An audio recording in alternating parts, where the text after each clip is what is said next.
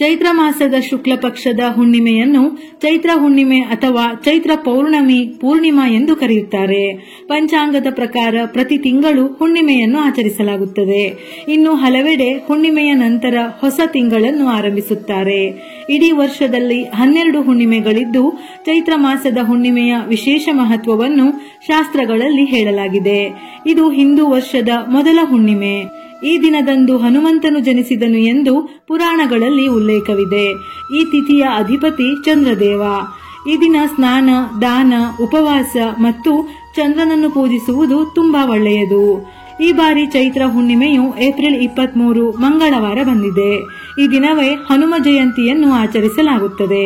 ಹುಣ್ಣಿಮೆಯ ತಿಥಿ ಸಮಯ ಏಪ್ರಿಲ್ 23 ಬೆಳಗಿನ ಜಾವ 3:25 ಪ್ರಾರಂಭವಾಗಿ 24ರಂದು ಬೆಳಿಗ್ಗೆ 5:18 ಮುಕ್ತಾಯವಾಗುತ್ತದೆ.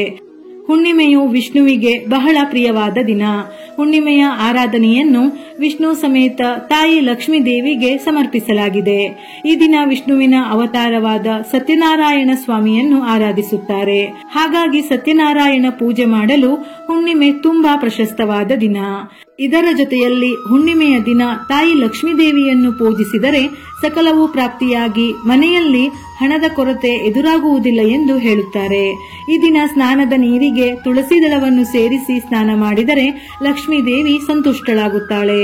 ಪಂಚಾಮೃತವನ್ನು ತಯಾರಿಸಿ ತುಳಸಿ ಎಲೆಯನ್ನು ಪಂಚಾಮೃತದಲ್ಲಿ ಸೇರಿಸಿ ಸತ್ಯನಾರಾಯಣ ಸ್ವಾಮಿಗೆ ಅರ್ಪಿಸಬೇಕು. ವಿಷ್ಣುವಿಗೆ ಏನನ್ನು ಅರ್ಪಿಸದೇ ಇದ್ದರೂ ತುಳಸಿ ದಳವನ್ನು ಅರ್ಪಿಸಿದರೂ ವಿಷ್ಣು ಸಂತೃಪ್ತನಾಗುತ್ತಾನೆ. ಸತ್ಯನಾರಾಯಣ ಸ್ವಾಮಿ ವ್ರತದ ಕಥೆಯನ್ನು ಕೇಳಬೇಕು ಅಥವಾ ಓದಬೇಕು. ಸಂಜೆ ತುಳಸಿ ಗಿಡದ ಬಳಿ ತುಪ್ಪದ ದೀಪವನ್ನು ಹಚ್ಚಿ. ವಿಶೇಷವಾಗಿ ಚೈತ್ರ ಹುಣ್ಣಿಮೆಯ ದಿನ ಲಕ್ಷ್ಮಿಯ ಸ್ವರೂಪವಾದ ಮುತ್ತೈದೆಯರಿಗೆ ಅರಿಶಿನ ಕುಂಕುಮವನ್ನು ಕೊಟ್ಟು ಆಶೀರ್ವಾದವನ್ನು ಪಡೆಯಬೇಕು. ನಂತರ ವಿಷ್ಣು ದೇವನಿಗೆ ಮತ್ತು ಲಕ್ಷ್ಮೀ ದೇವಿಗೆ ಆರತಿಯನ್ನು ಮಾಡಿ ಚಂದ್ರದೇವನಿಗೆ ಅರ್ಘ್ಯವನ್ನು ಅರ್ಪಿಸಿ ಪೂಜೆಯನ್ನು ಸಂಪೂರ್ಣಗೊಳಿಸಬೇಕು. ವಿಶೇಷವಾಗಿ ಚೈತ್ರ ಹುಣ್ಣಿಮೆಯ ದಿನ ಈ ಕೆಲವೊಂದು ಪರಿಹಾರಗಳನ್ನು ಮಾಡಿದರೆ ದೇವರ ಅನುಗ್ರಹ ಲಭಿಸುತ್ತದೆ. ಹುಣ್ಣಿಮೆಯ ದಿನದಂದು ಚಂದ್ರನು ತನ್ನ 16 ಹಂತಗಳಲ್ಲಿರುತ್ತಾನೆ. ಈ ದಿನದಂದು ತೆಗೆದುಕೊಂಡ ಕ್ರಮಗಳನ್ನು ಅತ್ಯಂತ ಪರಿಣಾಮಕಾರಿ ಎಂದು ಹೇಳುತ್ತಾರೆ. ಹಾಗಾಗಿ ಭಗವಾನ್ ಶಂಕರ ಮತ್ತು ತಾಯಿ ಪಾರ್ವತಿಗೆ ಬಿಲ್ವಪತ್ರೆಯನ್ನು ಅರ್ಪಿಸಿದರೆ ನಿಮಗೆ ಅದೃಷ್ಟವನ್ನು ತರುತ್ತದೆ. ಹುಣ್ಣಿಮೆಯ ರಾತ್ರಿ ಚಂದ್ರೋದಯದ ನಂತರ ಚಂದ್ರನನ್ನು ನೋಡಬೇಕು. ನಂತರ ಚಂದ್ರನಿಗೆ ಹಾಲು ಮಿಶ್ರಿತ ನೀರನ್ನು ಅರ್ಪಿಸಿ ಶುದ್ಧ ತುಪ್ಪದ ದೀಪವನ್ನು ಬೆಳಗಬೇಕು. ಲಕ್ಷ್ಮಿ ಆರಾಧನೆಗಾಗಿ ಈ ದಿನ ಕನಕದಾರ ಸ್ತೋತ್ರ, ಲಕ್ಷ್ಮೀ ಅಷ್ಟೋತ್ತರ ಪಠಿಸಿದರೆ ಉತ್ತಮ ಆರೋಗ್ಯ ಪ್ರಾಪ್ತಿಯಾಗುತ್ತದೆ. ಈ ದಿನ ಲಕ್ಷ್ಮೀ ದೇವಿಯನ್ನು ಪೂಜಿಸಿ ಅರಿಶಿನದ ಉಂಡೆಯನ್ನು ಅರ್ಪಿಸಿ.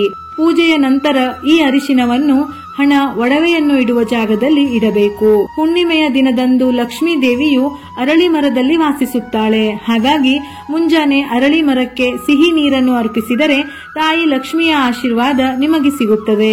ಚೈತ್ರ ಹುಣ್ಣಿಮೆಯ ದಿನವು ಲಕ್ಷ್ಮೀ ದೇವಿಯ ಆರಾಧನೆಗೆ, ಆಕೆಯ ಆಶೀರ್ವಾದವನ್ನು ಪಡೆದುಕೊಳ್ಳುವುದಕ್ಕೆ ಅತ್ಯಂತ ಪ್ರಶಸ್ತವಾದ ದಿನವಾಗಿದೆ. ಚೈತ್ರ ಹುಣ್ಣಿಮೆಯ ದಿನದಂದು ನೀವು ಈ ಮೇಲೆ ಹೇಳಿರುವ ಕ್ರಮಗಳನ್ನು ತೆಗೆದುಕೊಂಡರೆ ನಿಮ್ಮೆಲ್ಲ ಸಮಸ್ಯೆಗಳು ಬಹುಬೇಗ ದೂರವಾಗುತ್ತದೆ. ವಿಡಿಯೋ ಇಷ್ಟ ಆಗಿದ್ದಲ್ಲಿ ಮರೆಯದೆ ಲೈಕ್ ಮಾಡಿ. ಹೆಚ್ಚಿನ ಮಾಹಿತಿಗಳಿಗಾಗಿ ನಮ್ಮ ಫೇಸ್ಬುಕ್ ಪೇಜ್ ಅನ್ನು ಫಾಲೋ ಮಾಡಿ. ಇದೇ ರೀತಿಯ ಮನಮುಟ್ಟುವ ಉಪಯುಕ್ತ ಮಾಹಿತಿಗಳಿಗಾಗಿ ಮತ್ತೆ ಭೇಟಿಯಾಗೋಣ.